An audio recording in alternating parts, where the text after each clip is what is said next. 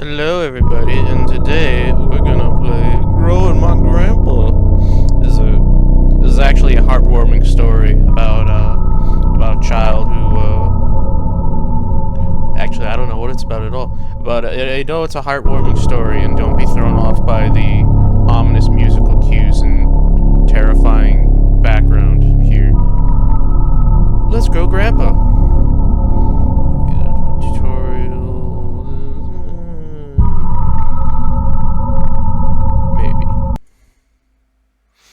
Game is designed to be played with the mouse. The input required to use based around clicking the mouse buttons. Right mouse button will change the cursor's image and function. Only when pointing, indicated by the extended index finger, can you, the player, interact with certain menu buttons and prompts.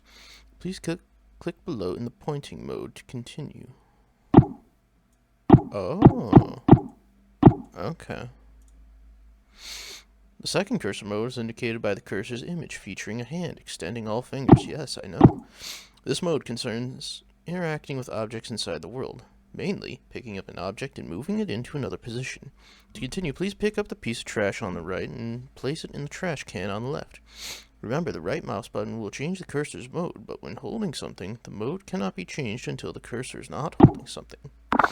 Aw, man. Now I can punch people with a rock.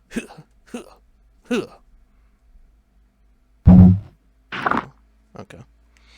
That's it. There will be many situations in Growing My Grandpa that will require you to pick things up, place things, grab things, repair things. Don't be afraid to experiment. Keep an open mind about using your hand. Oh, that doesn't sound. I don't like the way that's worded. Please click the button below to continue. Remember, menu buttons must be clicked in the pointer mode. Okay. In order to expedite the cleaning process, you can use digits 1, 2, and 3 on your keyboard's number row at the top of the keyboard to reposition the trash can below. Try moving the can to the right of the screen. Oh. Right on. Well done. Please click the continue button to move on. And please remember menu buttons must be clicked in pointer mode. Wow, this actually has... This is actually a tutorial, huh? A variety of video options can be changed anytime using any of the functions. Okay, I'm not gonna do any of that because I already set all that up before I hit record. So cursor scheme, blah blah blah blah blah. Okay. Configure options overlay. Hovering over a small question mark in the top right provides an overlay related blah blah blah. Hey, look at that. Yes, that's it. Oh, that's pretty neat. Alright. Thus ends the tutorial. Hope you enjoy Grow by Grandpa. Be sure to grow lots of grandpas. Infinite thanks to my patrons and supporters for believing in me and my work. Yames. Yeah, this guy made a bunch of creepy games, and it's probably gonna be another one. I forget exactly which ones he made. I know one was like underwater and the other was like turning people into plants or something. I excused Adrian during music class today and spoke with her about her recent string of demerits. It was our first time meeting outside of our quarterly evaluations, and I believe it went well. I can certainly understand Mrs. Richardson's classroom observations concerning Adrian's emotional state. She was, of course, intensely shy when we first met. As I understand it, she is similarly withdrawn in her classroom activities and only speaks or acts when she absolutely must. Some things she simply will not do. Instead of participating in mandatory group activities, she will sit alone and accept that she will receive a demerit. That fucking whore. Before the meeting, I read Mrs. Richardson's parent-teacher report, which allowed me to estimate some about Adrian's home life. Parents are well educated and come from a prestigious background, but they lack time to properly nurture Adrian. She's often alone, and when she's not, the parents seem to not understand the importance of warmth and affirmation when dealing with someone so young. Having two parents of this reserved and icy temperament exacts an inhibition in a child. The child's imagination is subdued, but only ostensibly, for it eventually finds its way into regular life. I surmised that I would be able to reach out to Adrian by way of make-believe. Oh, God. What is that? How are you liking your new house? You've told me you used to live close by, but it still can be a big adjustment. A new room, a new school. What kind of fucking school is this? What the hell? Do you only have like one really small light in this room? The basement. I like that. The basement? Yeah. Well, there's a lot of cool stuff. Mom and Dad sent me down there. Your mom and dad made you go? I mean, look, it's just a basement, alright? Yeah, but there's lots of cool stuff. Well, that's not why they sent me down there, though. Why'd they send you down there? Fighting. They were fighting, shouting. I came in to help and they shouted at me. They said, go clean up downstairs. So I went. That sounds tough. Do they fight a lot? No. Well, did they... spit it out! It's alright, Adrian. Maybe you can tell me more about the basement instead. Okay. Well, it was weird at first. There was a really weird person down there, and it was really smelly. The stuff down there. But cool. I found something living. Sort of. That's very interesting, Adrian. Please tell me more about how you found people growing out of the soil in your basement.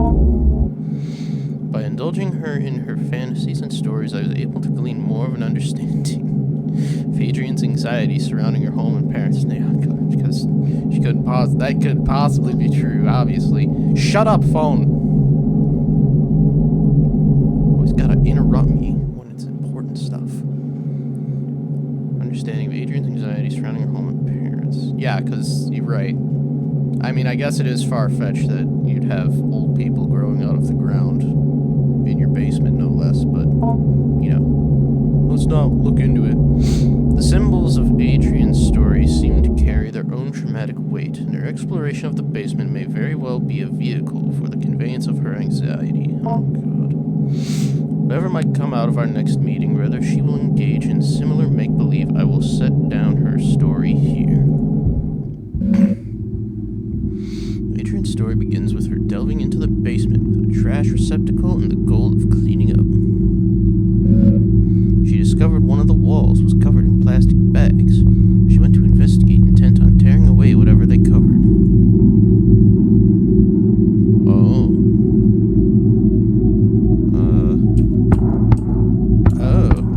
Okay. So that's literally all that does. I see. Those are trash bags, alright. Get over here. I'm confused.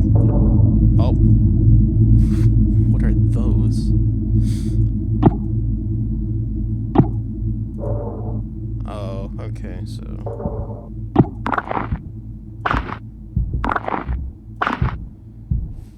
Just like picking up the dead worms. Upon removing the plastic trash bags from the wall, she noticed their interior lining was covered in glass. What?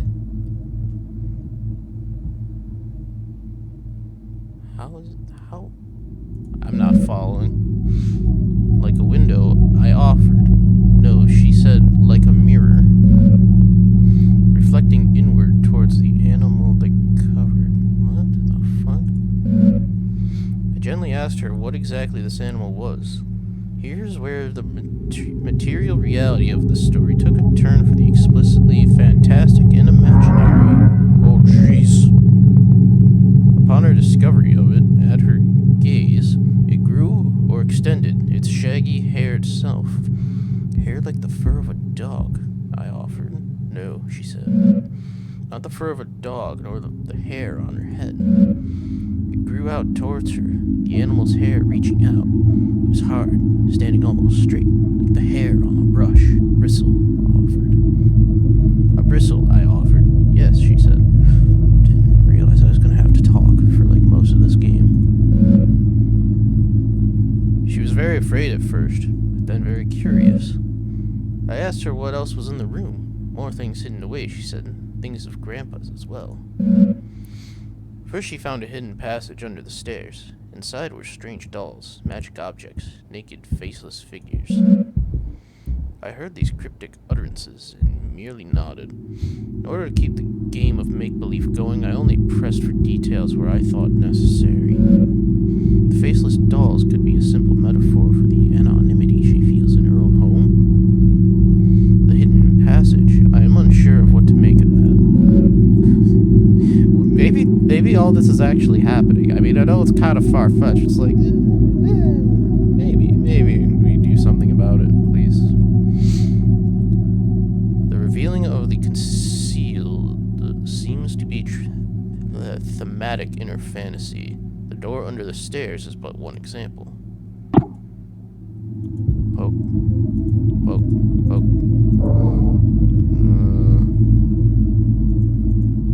Can't go to the door. Guess I'm not allowed.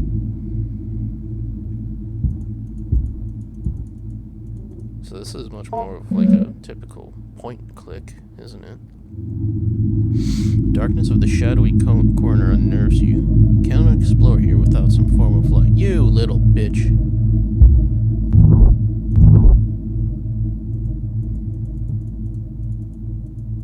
I don't know if there's like stuff I can actually click on or not.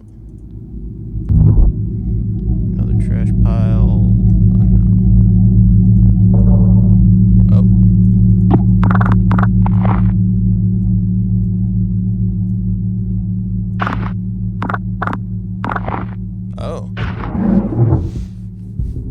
Once she removed the panel and found the magical hidden passage, she was very specific about what she took, because it's not like this is happening. She found a magic book, a magic doll, a photo of her late grandpa, and magical glue. Take doll, search closet. I guess we'll do that first. A slouching doll. Its material is rough and coarse. Looks like it's made of coral or something. Search closet. Oh, this is a fantastic idea. Oh, we found... Oh god, we found Cthulhu's diary. Oh no, never mind. Eurasian steppe shamanism and the fusiform interdisciplinary study in sympathetic magic. Dissertation, Jacob Hart. Papers crudely bound together to form a book. Oh boy, there's gonna be a lot of reading, isn't this? The impetus of this research was the recognition of a particular pattern in fragments of documents relating to magic and magico-religious practices. Numerous sources were drawn from commentaries on laws relating to the banning of sorcery and necromancy, compilations of folk charms relating to love spells, those of saints and other encounters with devils. The list spans many centuries and a great distance from the Levant to the Khazar Khaganate to the border of the modern nation states of Russia and Kazakhstan today. From this paper trail arose a consistent account about a certain form of magic relating to the binding of demons to a sorcerer's will. By the way, everyone, don't forget that this is all just some little girl's fantastical imagination, this insanely specific list of stuff. A demon called the Heaven of Needles, or the Angel of Needles, was known to be kept best by shamanic keepers or wards who suffer from face blindness, prosopagnosia, whether by birth or through developmental causes like a stroke or head injury. It was known to be extremely effective but terribly dangerous, so much so that it became outlawed several times and was generally a popular scapegoat relating to unexpected death. This nexus of magico-religious meaning-making, sorcery regarding human-related desires, and the history and science of neurological disorders related to the fusiform gurus is where the subject of this dissertation will reside. I will outline further and then analyze the historical sources I mentioned previously. Then I will go into the neurology of mystic and magio-religious experiences. After that, I will detail my ongoing correspondence with the resident of the Ural Mountain region who is an expert folklorist and keeper of traditions he claims have been passed down through his extended family for generations. Oh, that was a lot of stuff. Hey, magic glue. All-purpose glue. That's not magic. You lied.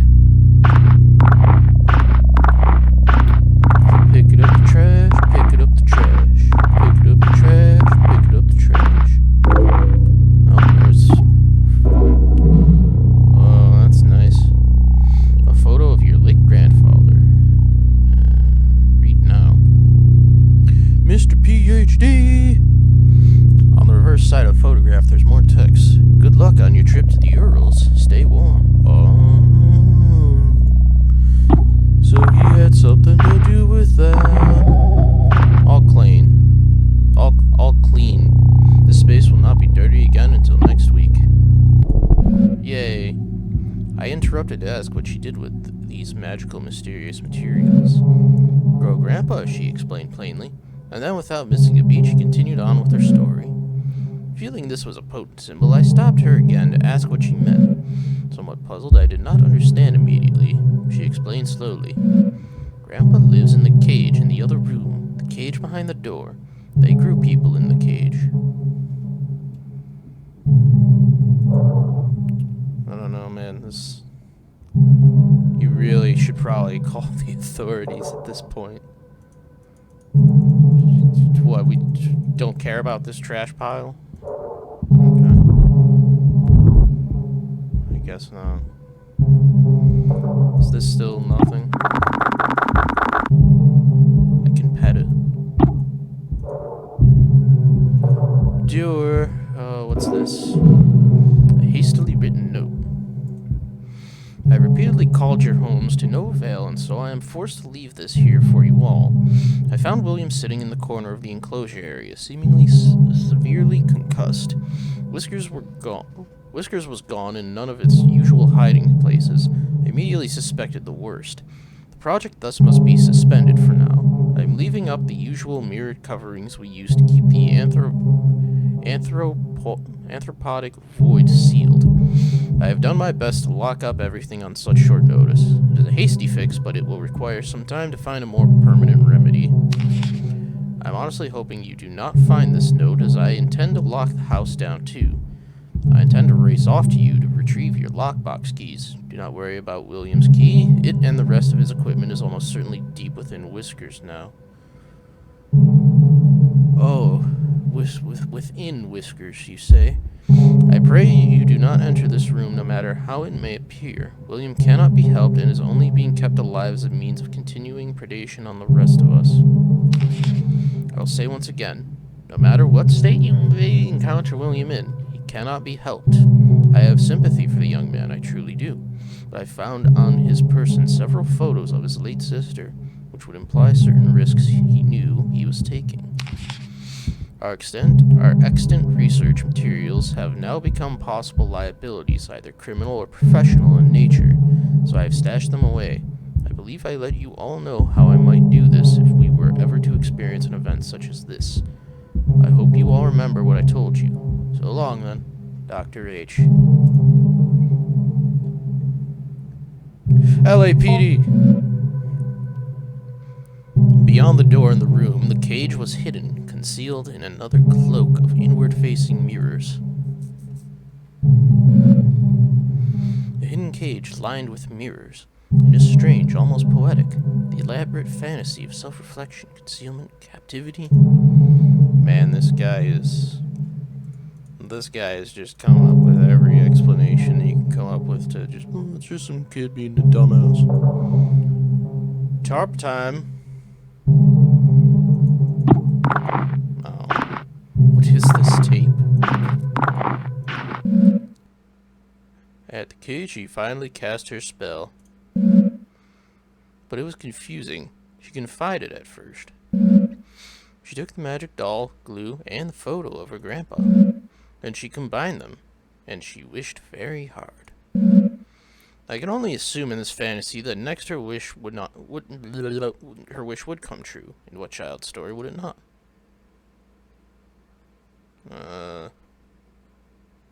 Glue. No, glue. Particular human representation. Generic human figure. Oh, are we choosing the photo or the doll, I'm assuming? Let's go with the generic one, because the other dude seemed a little sussy. Doll. Oh, we have to do both. Okay. Glue together. And that is a tiny photo, or that is a really big doll. A tangible symbol of intention and desire.